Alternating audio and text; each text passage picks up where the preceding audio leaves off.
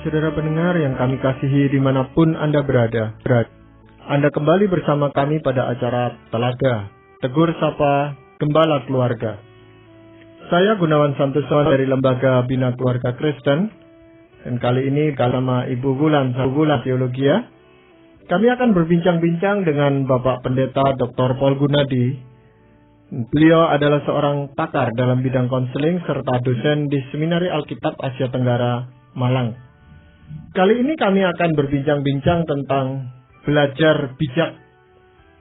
Kami percaya acara ini pasti bermanfaat bagi kita sekalian. Dan dari studio kami mengucapkan selamat mengikuti. Pak Paul bicara tentang orang bijak. Sebenarnya orang bijak itu belajar menjadi bijak atau memang dilahirkan sebagai orang bijak, Pak Paul? Ini pertanyaan yang menarik, Pak Gunawan. Kalau kita berasumsi bahwa orang dilahirkan bijak, berarti ya ada sebagian orang memang tidak dilahirkan bijak. Dan sampai kapanpun dia tidak berkesempatan menjadi bijak. Kalau itu yang terjadi, nah berarti kita bisa berkata, ya Tuhan tidak berhak ya menuntut kita menjadi bijak sebab kita dilahirkan tidak bijak. Jadi jawaban yang betul adalah kebijakan itu bisa dipelajari. Itu sebabnya Tuhan menyisakan satu buku di Alkitab hanya khusus membahas tentang hikmat, dan itu adalah buku Amsal. Ya, Pak Paul, sebenarnya yang disebut bijak itu adalah orang yang seperti apa, Pak Paul? Saya membedakan bijak dengan cerdas ya, Pak Gunawan.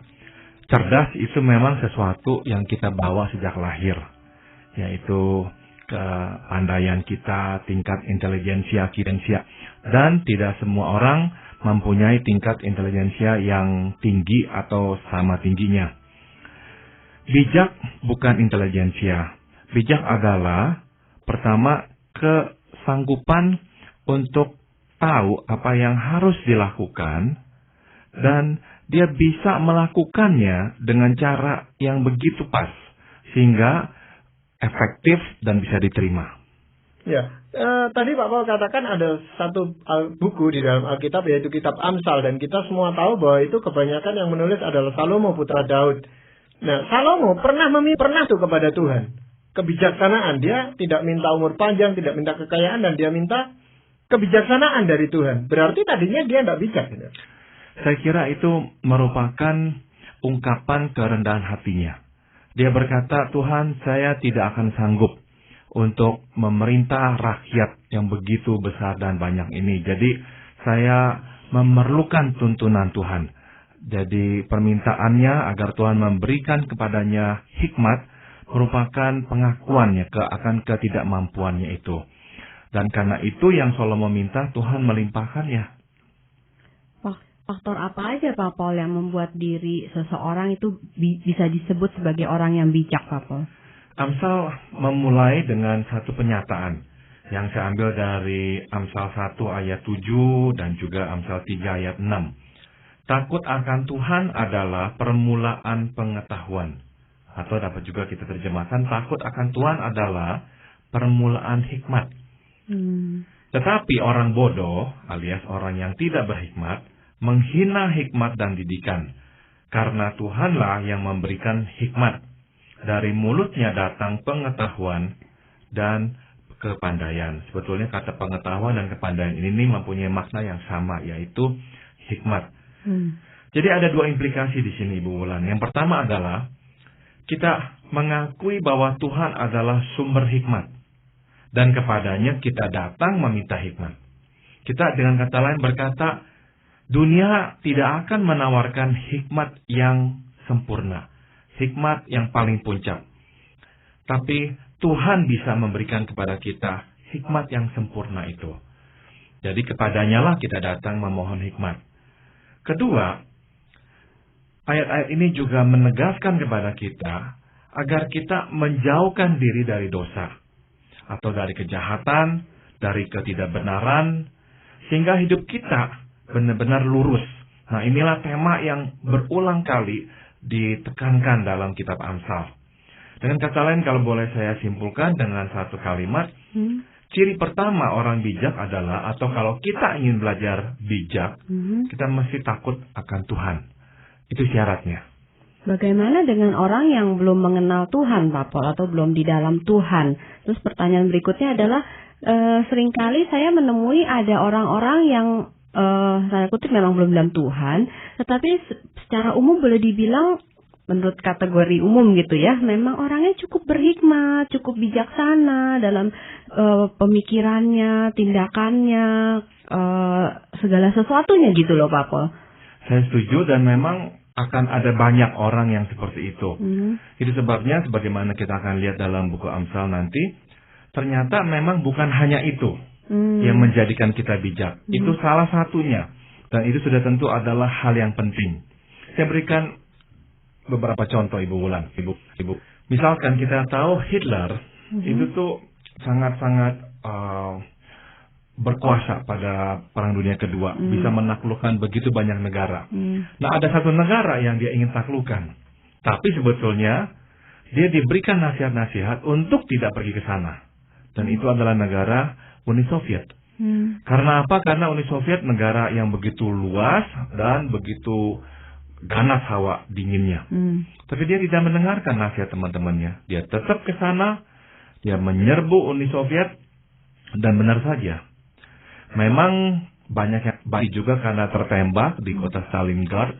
Ada sekitar 250.000 orang Jerman yang mati di sana saja. Tapi sebagian dari saudara Jerman mati karena kelaparan dan kedinginan.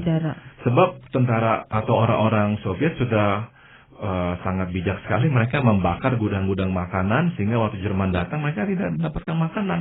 Dikepung dengan salju yang dingin itu, akhirnya banyak di antara mereka yang mati. Itu adalah pertempuran atau penyerangan yang sebetulnya tidak begitu didukung oleh para penasihat Hitler. Tapi dia tidak bijak, dia sangat dikuasai oleh nafsu ya. Nah, dan kita tahu Hitler orang yang tidak takut akan Tuhan. Semua yang dilakukan dia ukur dengan dirinya sendiri. Contoh kedua yang bisa saya pikirkan adalah pada tahun 80-an ada seseorang yang cukup dikenal di dunia Kristen, namanya adalah Harold Morris. Dia itu tuh seorang mantan narapidana di Amerika, dituduh membunuh. Kenapa? Nah, dalam pengakuannya dan kesaksiannya adalah pada masa dia berusia muda, dia bergaul dengan teman-temannya yang brengsek. Kemudian satu kali teman-temannya mengajak dia merampok, dia sendiri tidak tahu. Dalam perampokan itu, seorang penjaga gudang tertembak mati. Akhirnya apa yang terjadi? Teman-temannya semua bersekongkol mengatakan dia yang membunuh, padahal dia tidak membunuh. Difitnah, masuk ke penjara, akhirnya dijatuhkan hukuman mati. Disitulah dia bertobat, mengenal Tuhan Yesus, dan melalui anugerah Tuhan, akhirnya dia diberikan pengampunan oleh presiden dan dilepaskan dari penjara. Tapi dia harus menghabiskan bertahun-tahun hidupnya dalam penjara. Dan itulah kesaksiannya dia yang dia sering berikan kepada kaula muda di sana. Takut akan Tuhan. Hidup lurus, jauhkan diri dari kejahatan. Sebab begitu kita tidak takut Tuhan, kita main dengan kejahatan, kita akhirnya terperosok ke dalam jerat kejahatan itu sendiri. Ya, apakah ada faktor lain, Bapak? Yang lain adalah kita perlu memiliki nilai hidup yang benar. Ini tema yang juga berulang kali ditegaskan di Amsal. Saya bacakan dari Amsal 3, 27 dan 28. Janganlah menahan kebaikan dari orang-orang yang berhak menerimanya, padahal engkau mampu melakukannya. Janganlah engkau berkata kepada sesamamu, pergilah dan kembalilah besok, akan kuberi, sedangkan yang diminta ada padamu. Nah, prinsip apa yang bisa kita petik di sini? Sudah tentu prinsip yang Tuhan Yesus juga tekankan, yaitu kasihilah sesamamu seperti engkau mengasihi dirimu sendiri. Nah, dengan kata lain, prinsip mengasihi orang dan memanfaatkan benda. Bukan sebaliknya ya, mengasihi benda dan memanfaatkan orang. Nah, ini nilai hidup yang benar harus kita miliki. Ini yang menjadi fondasi munculnya hikmat dalam hidup kita. Kalau kita berusaha memiliki nilai hidup yang benar, Pak Paul, tapi justru sebaliknya diri kita yang dimanfaatkan oleh orang lain, Pak Paul. Di sini juga perlu kebijakan ya untuk melihat apakah memang orang itu sengaja memanfaatkan kita untuk kepentingannya saja, dan apakah memang itu hal yang baik bagi dia untuk dia terima. Kadangkala orang memanfaatkan kita karena memang dia perlu bantuan kita. Misalnya orang yang miskin yang datang ke rumah kita 2 bulan sekali, dan memang dia sangat miskin, tidak punya apa-apa lagi. Jadi dia terpaksa harus meminta, dan dia datang ke rumah kita karena dia tahu kita akan memberikan. Dan kalau ke rumah orang lain nggak akan berikan. Apakah ada unsur pemanfaatan? Ada. Tapi apakah itu memang juga baik buat dia? Dia perlu makan, dia perlu hidup. Ya benar juga baik buat dia. Jadi ada kalanya ya kita dengan rela membiarkan diri dimanfaatkan. Karena kita memang mau menolong orang.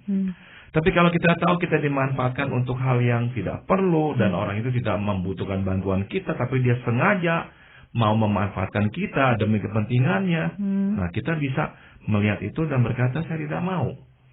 Ya, jadi prinsipnya adalah mengasihi manusia, memakai benda atau memanfaatkan benda. Jangan terbalik ya. Nah, banyak orang terbalik ya, memanfaatkan manusia dan mengasihi benda-benda. Sebenarnya yang dibutuhkan oleh orang yang membutuhkan pertolongan itu tadi sebenarnya bukan cuma benda gitu Pak Paul. Diri kita juga dibutuhkan oleh dia gitu. Ya, kita misalkan ya bisa memberikan bantuan yang lebih kalau misalnya memang waktu kita atau perhatian betul, kita itu. Betul, dan itu kita berikan juga. Iya. Nah Pak Paul, bagaimana kita tahu kalau seseorang itu meminta ya, dalam batas-batas yang wajar gitu Pak Paul? Artinya itu bukan mau memanfaatkan kita. Kalau kita tidak terlalu mengenal dia, lalu kita memberikan pertolongan asal aja, itu kan tidak ada maksudnya. Nah, memang kita perlu ya dengan jelas mengetahui ya siapa dia itu tuh. Sebab kadang-kadang memang orang itu memang menyalahgunakan sekali dah. Nah, kalau kita sudah lihat kok memang kita disalahgunakan ini, ya udah kita berhenti. Ya kita juga nggak mau mendorong orang untuk menjadi tidak benar ya dengan perbuatan kita itu. Ya, kadang-kadang di situ daripada kita nanti dikatakan tidak tolong, lalu kita menggunakan benda itu tadi, Pak. Misalnya ya, sejumlah uang atau barang atau apa kita berikan, ya, kita berkata, saya sudah nolong kamu gitu. Tapi nilainya saya rasa tidak terlalu berarti sebenarnya. Namun daripada tidak sama sekali, saya pikir ya kita boleh ya memulai dengan memberikan benda. Itu tetap lebih baik daripada tidak sama sekali ya, sebisanya. Iya. Bagaimana dengan faktor yang ketiga?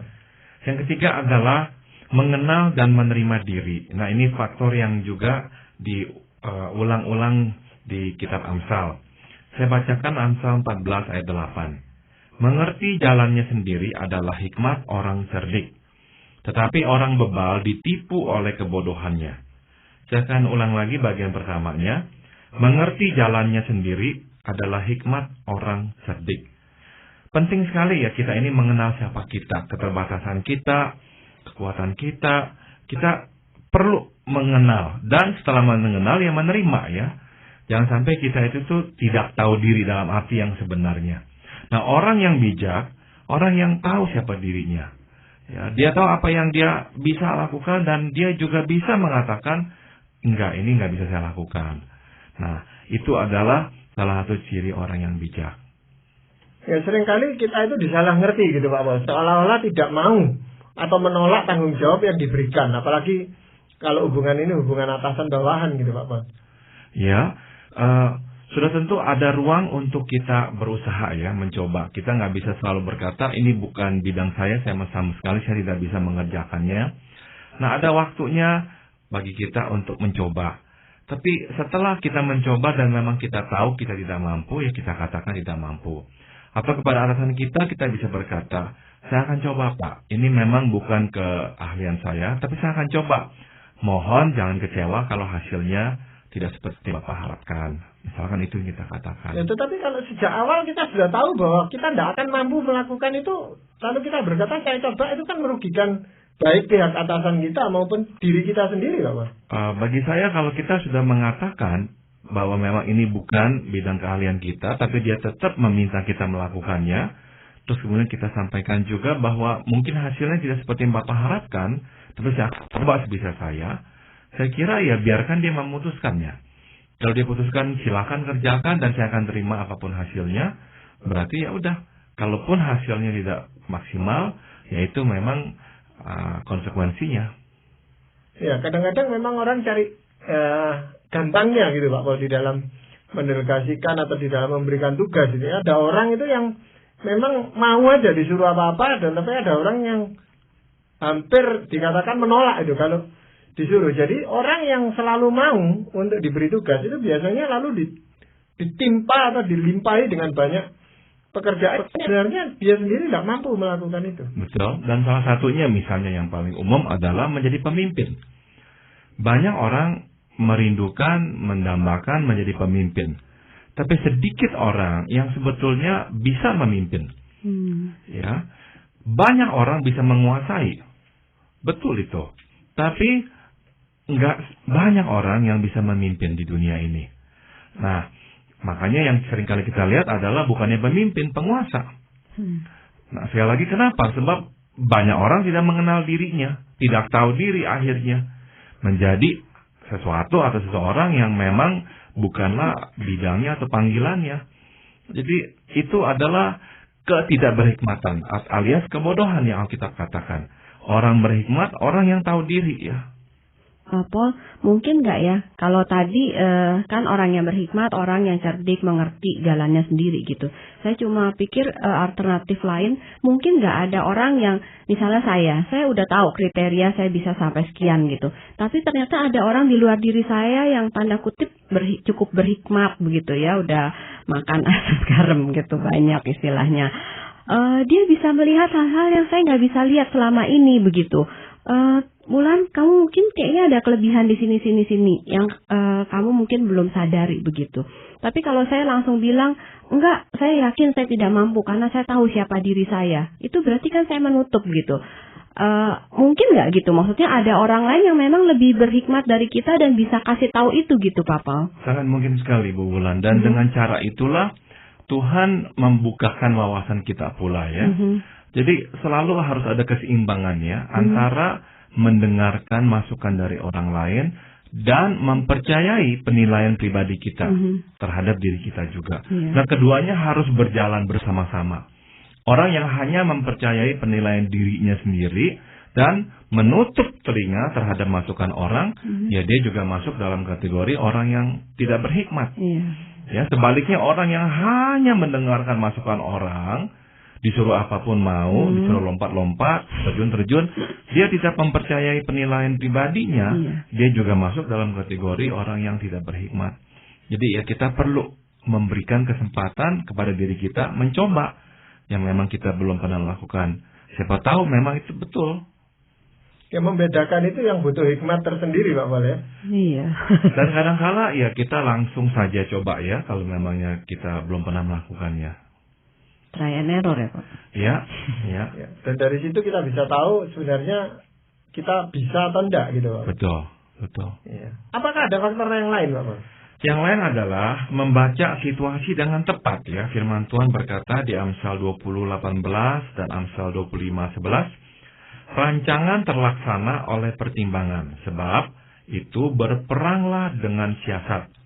Perkataan yang diucapkan tepat pada waktunya adalah seperti buah apel emas di pinggan perak. Dengan kata lain, memang kita perlu ya bisa membaca situasi dengan tepat dan mempertimbangkan ya apa itu yang kita harus lakukan. Orang yang bijak, orang yang bisa membaca situasi. Dia bisa melihat reaksi orang. Dia bisa tahu sebetulnya itu apa sih yang orang rasakan. Dia peka dengan lingkungan. Dan karena dia peka serta tepat dengan realitas, dia bisa memberikan reaksi atau respons yang juga tepat. Nah, kebalikannya orang yang tidak bijak, buta terhadap realitas, buta terhadap respons orang, asal tabrak saja tidak bisa baca apa yang orang lain sedang rasakan. Paul, sekarang kan lagi marak ya, bukan sekarang, udah beberapa tahun terakhir ini begitu, dipakainya strategi perang yang Tiongkok itu dipakai untuk manajemen bisnis segala macam begitu. Nah, pertanyaan saya, apakah memang itu kita berhikmat, dia pakai strategi, cerdik begitu, atau sebenarnya juga ada unsur lain, ada intuisi begitu yang maksudnya tanda kutip seperti Tuhan berikan pada orang-orang tertentu begitu Pak Paul. Ada kaitannya nggak? Saya kira orang-orang tertentu memang Tuhan karuniakan kelebihan-kelebihan ya dalam membaca situasi ya. Nah itu adalah hal-hal yang kita tidak bisa jelaskan. Bisa jadi karena pengalamannya, tapi bisa jadi juga memang dia mempunyai intuisi yang lebih kuat. Ya. Tapi saya kira ini juga bisa dipelajari ya. Pelajarilah reaksi orang, wajah orang waktu bereaksi. Pelajarilah nada suara orang ya. Pekalah dengan perasaan orang. Sering-seringlah berpikir. Kalau saya yang diperlakukan seperti itu, rasanya saya apa? Kalau orang lain menerima perkataan seperti itu dari saya, jadinya kira-kira dia akan merasa apa? Dia akan berpikir apa? Menafsirnya apa?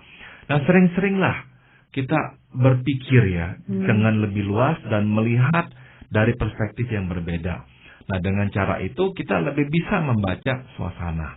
Mungkin kesulitannya justru di situ, Pak Paul. Jadi kita lebih senang atau lebih gampang buat kita menyuruh orang lain mempelajari kita daripada kita mempelajari orang lain. Ya, betul sekali. Betul sekali. Karena itu jauh lebih gampang. Kita nggak usah repot-repot ya, berubah dan menyesuaikan diri dengan orang lain. Tapi orang bijak, orang yang berani ya, bayar harga itu tuh. Menyesuaikan diri dengan orang itu tuh harus bayar harga juga ya. Ya, bagaimana dengan pengendalian diri, Pak Paul? Itu juga saya kira bagian yang penting ya dalam membangun hikmat. Kita perlu bisa mengendalikan dan memanfaatkan emosi kita dengan efektif ya. Firman Tuhan berkata di Amsal 14:29 dan Amsal 18:13, orang yang sabar besar pengertiannya, tetapi siapa cepat marah membesarkan kebodohan. Jikalau seseorang memberi jawab sebelum mendengar, itulah kebodohan dan kecelaannya. Saya kira memang benar sekali ya. Saya belum pernah melihat orang yang berhikmat, terus orang itu tuh mudah sekali mengumbar kemarahannya. Justru orang yang berhikmat adalah orang yang berhati-hati ya. Jarang sekali dia marah, tapi bukan berarti tidak bisa marah. Dia bisa marah, tapi kalau dia marah memang itu adalah tepat sasaran. Yang memang harus dia keluarkan. Tapi itu jarang-jarang terjadi. Nah ini saya kira penting sekali kita juga perhatikan.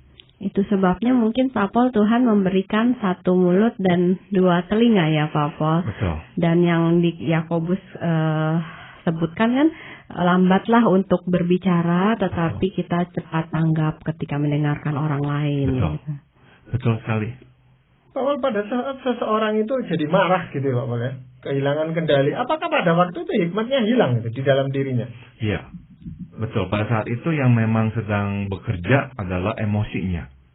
Dan emosi itu tuh ya susah sekali ya untuk kita kontrol saat itu. Jadi orang yang bisa menahan emosi berarti memberi ruang gerak yang lebih besar kepada rasionya untuk berpikir. Sehingga dia lebih tahu apa yang harus atau tidak harus dia lakukan. Ya, berarti hikmat itu akan nampak dengan jelas itu ketika seseorang tenang gitu. Betul. Betul. Jadi penting sekali meskipun tidak berarti kita ini tidak boleh mendengarkan emosi kita. Oh, justru silakan dengarkan emosi kita. Sebab kadang-kadang kita harus ekspresikan ya, tapi kita nggak dikuasai olehnya. Sebagai penutup saja Pak Gunawan, saya langsung ke poin yang terakhir ya, yaitu kita mesti introspektif ya, dan tidak senantiasa yakin diri. Ini artinya apa nih ya? Coba saya bacakan dulu dari Amsal 3 ayat 7. Janganlah engkau menganggap dirimu sendiri bijak. Takutlah akan Tuhan dan jauhilah kejahatan. Ya, ada orang yang bertanya kepada saya begini Pak Gunawan. Setiap kali saya telah mengambil keputusan, saya kadang-kadang dihantui oleh rasa bersalah ya. Saya benar nggak ya? Saya benar nggak ya? Nah, justru saya katakan kepada dia, jangan engkau menghilangkan itu pertanyaan. Biarkan pertanyaan itu menyertaimu. Jadi dengan kata lain, sebelum bereaksi, kita pertimbangkan baik-baik apa yang kita akan katakan dan kita akan berbuat. Setelah bereaksi, biarkan diri kita mengevaluasi kembali. Biarkan kita mempertimbangkan kembali yang telah kita lakukan itu. Jadi, orang yang enggak mempertimbangkan sebelum bertindak, kita katakan dia orang bodoh. Ya, langsung tabrak, langsung ngomong, langsung bertindak tanpa berpikir. Kita katakan dia orang yang bodoh. Tapi orang yang setelah bertindak, namun tidak mempertimbangkannya lagi, tidak mempertanyakan saya benar atau tidak ya. Dia orang yang menganggap diri benar. Nah, ini adalah awal dari kejatuhan orang. Menganggap diri benar. Jadi dengan kata lain, tindakan kita harus diapit dari dua sisi. Pertimbangan dan pertimbangan. Sebelum bertindak, kita pertimbangkan. Setelah bertindak, kita pertimbangkan. Dan biarkan pertanyaan-pertanyaan, saya benar nggak ya? Orang itu merasa gimana ya? Biarkan pertanyaan itu ada di hati kita setelah kita berbuat sesuatu. Nah, pertanyaan seperti itulah yang akan memandu kita agar tidak menganggap diri selalu bijak. Pak Paul, setelah sekian banyak faktor yang Pak Paul sampaikan, itu kita sampai pada kesimpulan bahwa sebenarnya kebijaksanaan itu bisa dipelajari gitu Pak Paul. Betul sekali. Kalau saja kita mau bayar harga untuk belajar ya, kita bisa belajar dengan baik. Tapi modalnya itu diberikan oleh Tuhan ya. Kita baca bahwa hikmat yang sejati itu datang dari Tuhan ya. Betul. Kita mencari Tuhan, memohon darinya, dan belajar rendah hati. Ya, belajar untuk menahan emosi, belajar untuk mendengarkan masukan dari orang, dan sebagainya. Ya, memang menggunakan hikmat ini yang membutuhkan latihan-latihan terus-menerus, sehingga kita makin hari makin terampil di dalam mewujudkan hikmat itu melalui kehidupan sehari-hari kita gitu. Betul Pak Gunawan. Ya, terima kasih sekali Pak Paul untuk perbincangan ini, juga Ibu Wulan, terima kasih. Para pendengar sekalian, kami juga berterima kasih Anda telah mengikuti perbincangan kami dengan Bapak Pendeta Dr. Paul Gunadi dalam acara Telaga, Tegur Sapa Gembala Keluarga. Kami baru saja berbincang-bincang tentang belajar bijak. Bagi Anda yang berminat untuk mengetahui lebih lanjut mengenai acara ini, silakan Anda menghubungi kami lewat surat. Alamatkan surat Anda ke Lembaga Bina Keluarga Kristen atau LBKK, Jalan Cimanuk 58, Malang. Anda juga dapat menggunakan email dengan alamat telaga@indo.net.id. Saran-saran, pertanyaan, serta tanggapan Anda sangat kami nantikan. Akhirnya dari studio kami mengucapkan terima kasih atas perhatian Anda. Sampai jumpa pada acara Telaga yang akan datang.